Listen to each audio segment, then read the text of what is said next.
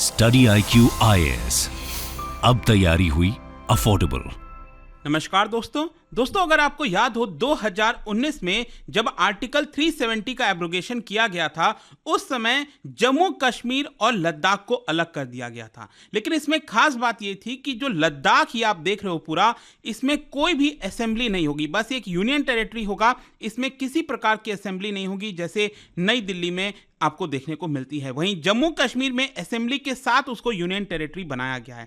लेकिन अब अगर आप देखेंगे तो लद्दाख में बड़े स्तर पर, इनफैक्ट 2019 के बाद से सबसे बड़ा प्रोटेस्ट देखने को मिला है। और ये आप देख सकते हो, our powers have weakened, shut down in Ladakh for statehood. तो एग्जैक्ट रीजन क्या है, इसके पीछे की सच्चाई क्या है, इसका पूरा बैकग्राउंड क्या है, वो मैं आपको डिटेल से बताऊंगा, ताकि इसमें कोई भी आपको डाउट नहीं रहेगा कि चल क्या रहा है वहां पर, आपको सब कुछ समझ में आएगा। चलिए आगे बढ़ते हैं। लेकिन उससे पहले ध्यान रखिएगा, आप में से जो भी लोग यूपीएससी की प्रिपरेशन कर रहे हैं, मैं आपको बता दूं, हमारा फाउंडेशन बैच अवेलेबल है। ये एक ऐसा बैच है जिसमें आपको कंप्लीट प्रिपरेशन कराई जाती है, मतलब प्रीलिम्स, मेंस, इंटरव्यू सब कुछ आपको देखने को मिलेगा। इसके साथ साथ आपको पर्सनल मेंटरशिप भी दिया जाता है, लाइव क्लासेस, टेस्ट सीरीज, कुछ भी और लेने की आवश्यकता नहीं है। बस आपको हमारे वेबसाइट ऐप पर जाना है या फिर कमेंट सेक्शन में लिंक है और वहां पर जाइए, यूज करिए कोड अंकित लाइव, ताकि आपको मैक्सिमम डिस्काउंट मिल जाए। और इसके अलावा अगर आप एमसीक्यूज अटेम्प्ट करना चाहते हैं तो मेरे इंस्टा पेज पर जा सकते हैं, वहां पर स्टोरीज में जितने भी एमसीक्यूज हैं उसको आप अटेम्प्ट कर पाएंगे। तो चलिए शुरुआत करते हैं और सबसे पहले तो ये देखते हैं कि एग्जैक्टली हो क्या रहा है। देखिए, मैं आपको ले जाना चाहता हूं 2019 में 5 अगस्त।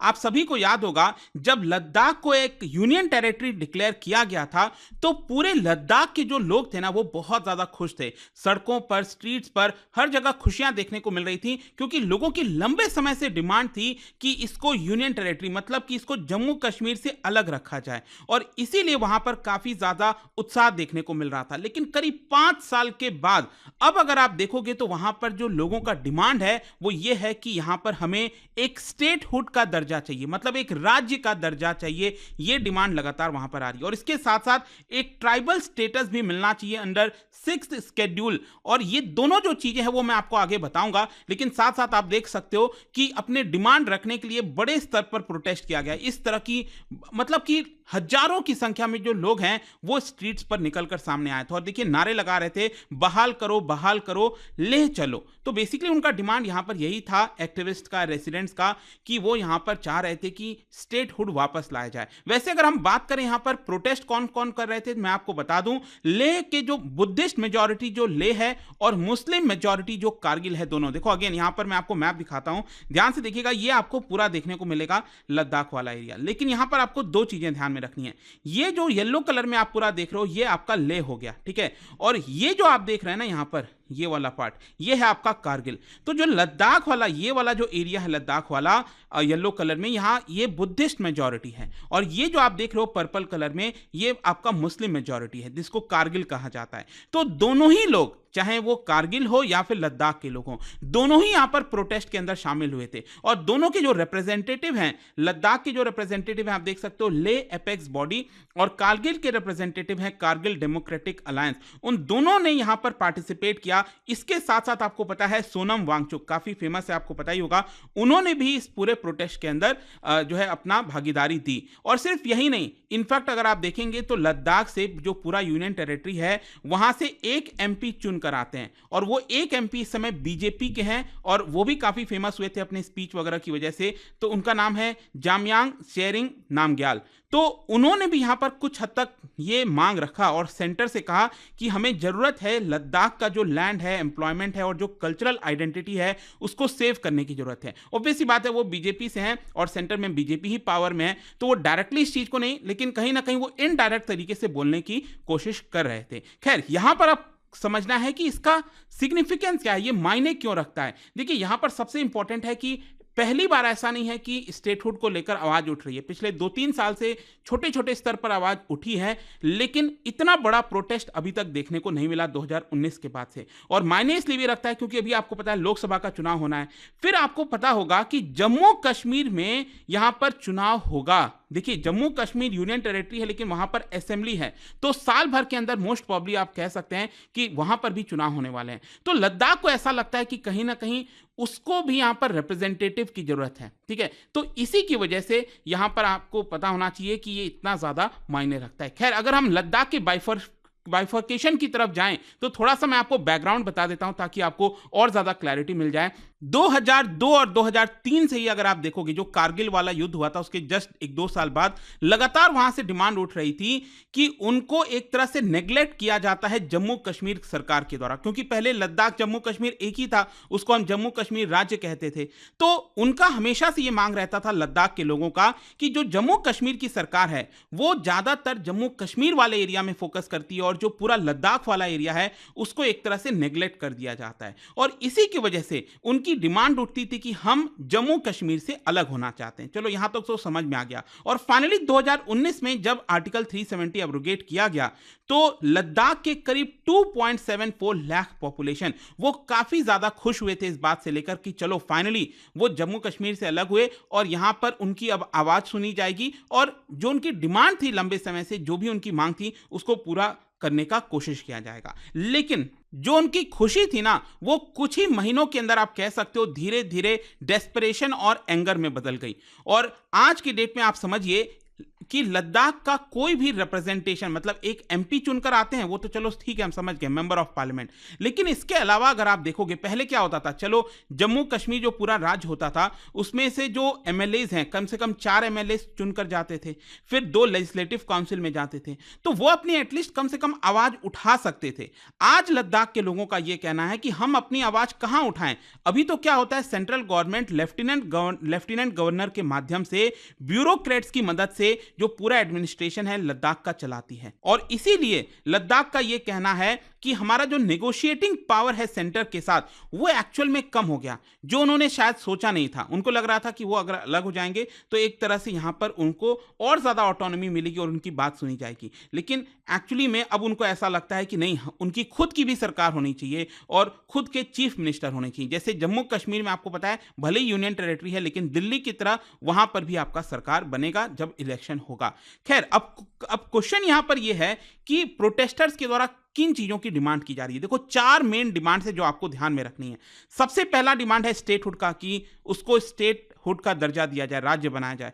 दूसरा है ट्राइबल स्टेटस। ठीक है, अब देखो ये जो दोनों चीज है ना, स्टेटहुड और ट्राइबल स्टेटस, ये मैं अभी आगे डिटेल में थोड़ा सा चर्चा करूंगा। लेकिन इसके अलावा 2 और डिमांड है, वो है आपका जॉब रिजर्वेशन लोकल्स के लिए और साथ ही साथ parliamentary seat each for the ले एंड कारगिल डिस्ट्रिक्ट। मतलब जो पूरा लद्दाख मैंने आपको दिखाया था, आपको बताया था कि वो आपका लद्दाख वाला एरिया और छोटा सा कारगिल वाला एरिया है, तो दोनों के लिए यहां पर पार्लियामेंट में सीट होनी चाहिए, सिर्फ एक नहीं 2 सीट होनी चाहिए। तो चलो ये वाला और जॉब रिजर्वेशन वाला तो इसमें कुछ बताने की ऐसा जरूरत नहीं है, लेकिन ये जो स्टेटहुड और ट्राइबल स्टेटस है इसको थोड़ा सा डिटेल में समझने की जरूरत है। सबसे पहला है स्टेटहुड वाला जो डिमांड मैं बात कर रहा हूं। इसमें मेन समस्या क्या है ना, जो लोग ऐसा उनको लग रहा है और जो सोच रहे हैं वहां के लोग, उनका मेन समस्या ये है कि अब उनका जो लैंड है और उनकी जो पूरी डेमोग्राफी है वो एक तरह से ट्रबल में आ सकती है। मतलब कि वहां पर जो ट्राइबल पॉपुलेशन है बड़ी संख्या में, अब क्या होगा कि उनको ऐसा लगता है कि अब भारत के और बहुत सारे जो लोग हैं वहां पर जाएंगे, वहां पर बसेंगे, लैंड को खरीदेंगे,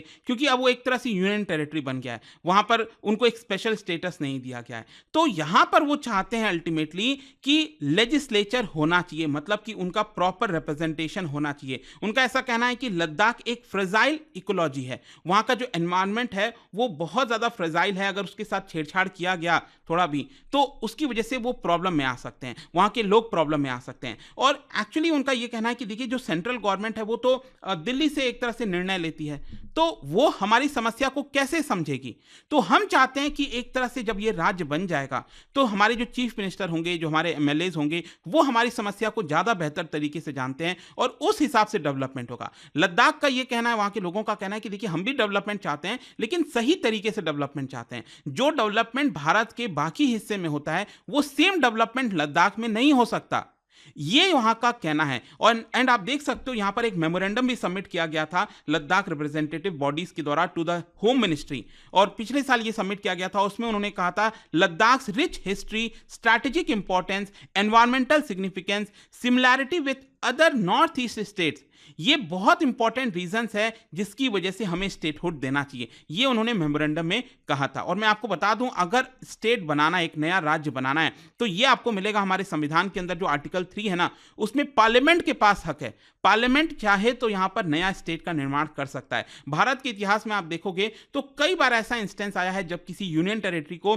स्टेटहुड का दर्जा दिया गया, जैसे गोवा, पहले ये यूनियन टेरिटरी हुआ करता था, फिर यहां पर 1987 में इसको राज्य का दर्जा दे दिया गया और आज के डेट में भारत का सबसे छोटा राज्य है। और सोचिए सिर्फ 3700 स्क्वायर किलोमीटर में फैला हुआ है। वहीं लद्दाख अगर आप देखोगे तो वो कहीं ज्यादा बड़ा है, मतलब ऑलमोस्ट आप कह सकते हैं 20 टाइम्स बड़ा है, 59,000 स्क्वायर किलोमीटर। और इसीलिए लद्दाख का कहना है कि देखिए हमें तो यहां पर स्टेटहुड मिलना चाहिए। तो एक तो चलो वो समझ में आता है। फिर दूसरा है वो है आपका ट्राइबल स्टेटस। एक्चुअली अगर आप लद्दाख की पॉपुलेशन देखें तो वहां की जो ट्राइबल पॉपुलेशन है वो है आपका 97% ट्राइबल पॉपुलेशन है।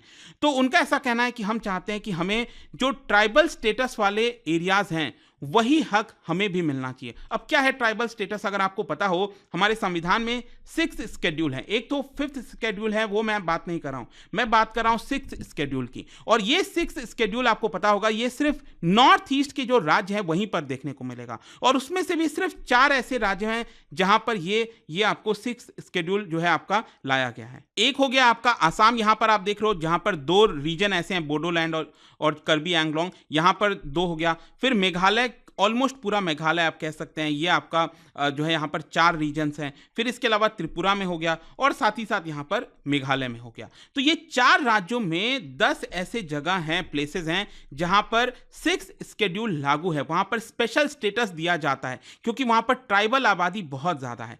तो यहाँ पर लद्दाख के लोगों का कहना है कि जब नॉर्थ ईस्ट के बहुत सारे एरियाज में ये फैला हुआ है तो लद्दाख में तो ऑलमोस्ट 97% लोग ट्राइबल पॉपुलेशन है, तो हमें तो पूरे राज्य को एक तरह से ये 6th शेड्यूल के अंदर डाल देना चाहिए। क्योंकि उनका ऐसा कहना था कि देखिए जब आर्टिकल 370 हुआ करता था तो उस समय यहां पर ऐसा नहीं है कि कोई भी पर्सन भारत से आकर वहां पर लैंड खरीद लेता था, जॉब्स वगैरह हो गया, इन सब में उनको सुरक्षा होती थी। लेकिन जब से आर्टिकल 370 हुआ है तो लोगों में एक डर सा आ गया है कि यहां पर अब उनके जो लैंड वगैरह हैं वो खरीदे जा सकते हैं। तो लद्दाख के लोग ऐसा नहीं चाहते। तो सिंपल टर्म्स में आपको यह समझना है कि जब भी किसी एरिया या राज्य को 6th शेड्यूल में डाल दिया जाता है तो उनको एक तरह से काफ़ी सारी ऑटोनॉमी मिल जाती है, बहुत सारे उनको हक मिल जाते हैं जो खुद से वो डिसीजन ले सकते हैं। वो डिसीजन फिर सेंट्रल गवर्नमेंट नहीं ले पाएगी। तो ये सारी चीज़ों का यहाँ पर डिमांड है। इनफैक्ट मैं आपको बता दूं कि national commission for scheduled tribes, उन्होंने भी यहाँ पर रिकमेंड किया था कि लद्दाख को 6th शेड्यूल में डाल देना चाहिए क्योंकि वहाँ पर मेजॉरिटी पॉपुलेशन ट्राइबल है। एंड अभी तक अगर आप देखोगे, जैसा मैंने आपको पहले ही बोला कि नॉर्थ ईस्ट के बाहर किसी भी जगह को 6th शेड्यूल में नहीं डाला गया है। अगर ऐसा होता है तो वो शायद पहली बार होगा। खैर, अब क्वेश्चन यहां पर फाइनली ये है कि सरकार इन सारे चीजों को लेकर क्या करे। देखो, ये सरकार ने पिछले साल ही भांप लिया था, सरकार को ये लग रहा था कि प्रोटेस्ट बढ़ सकता है और इसीलिए होम मिनिस्ट्री ने 17 मेंबर कमिटी यहां पर बनाई थी under the minister of state for home affairs Nityanand Rai. And ये कमिटी का मेन काम यही था कि जो लोगों के ग्रीवियंसेस हैं उसको सुना जाए। और कमिटी ने 4 दिसंबर 2023 को यहाँ पर पहली मीटिंग भी रखी थी लेह के लोगों के साथ और कारगिल के जो रिप्रेजेंटेटिव्स हैं उनके साथ, लेकिन अभी तक कोई भी ब्रेक थ्रू सामने निकलकर नहीं आ पाया और यही कारण है जिसकी वजह से ये पूरा प्रोटेस्ट चल रहा है। सो आई होप दोस्तों यहाँ पर आपको अच्छे से अब समझ में आ गया होगा, जो सारे डाउट्स थे आपके वो एक एक करके क्लियर हो गए होंगे कि क्या चल रहा है लद्दाख के अंदर। और जाने से पहले एक इंटरेस्टिंग क्वेश्चन, क्या आप बता सकते हैं which of the following does not have a federal political system? इन चारों देशों में इनमें से कौन से देश ऐसा है जहां पर आपको कोई भी फेडरल पॉलिटिकल सिस्टम वहां पर देखने को नहीं मिलता? इसका राइट आंसर आप सबको पता है, मेरे इंस्टाग्राम पर तो मिलेगा ही। वहां पर अगर आप नहीं हो कोई बात नहीं, टेलीग्राम से ले सकते हैं इसका सही उत्तर। मैं कई सारे जो MCQs हैं वो यहाँ पर स्टोरीज में डालता रहता हूं। अगर आपको PDF चाहिए तो टेलीग्राम पर आइए, अलग अलग सोशल मीडिया पर आप जुड़ पाओगे। और जैसा मैंने आपको बताया, अगर आप UPSC की तैयारी कर रहे हैं, कोई भी बैच चाहते हैं, you can just use this code Ankit live ताकि आपको मैक्सिमम डिस्काउंट मिल जाए। आई होप कि वीडियो आपको पसंद आया होगा। मिलता हूं आपसे next time. Till then, thank you very much, see you soon. Study IQ IAS, अब तैयारी हुई अफोर्डेबल।